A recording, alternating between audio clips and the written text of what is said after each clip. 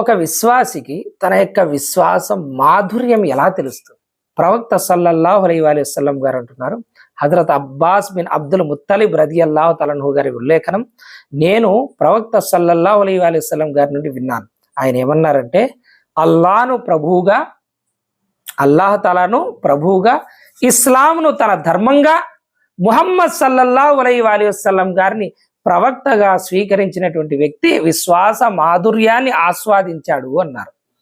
రదీతు బిల్లాహి రబ్బం వబిల్ ఇస్లామి దీనం వబి ముహమ్మదిన్ నబియ్య. ఇది ప్రవక్త సల్లల్లాహు అలైహి వసల్లం గారు ఏమన్నారంటే, ఎవరైతే ఉదయం 3 సార్లు సాయంత్రం 3 సార్లు చదువుతారో అల్లాహ్ తాలా ఈ వ్యక్తిని ఖయామత్తులో రాజీ చేస్తాడు అని, ఈ చదివేటువంటి వ్యక్తిని.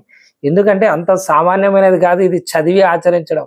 అల్లాను ప్రభువుగా ఒప్పుకున్నాను, నేను రాజీ అయ్యాను, ఇస్లాంని మతంగా రాజీ అయ్యాను, ముహమ్మద్ సల్లల్లాహు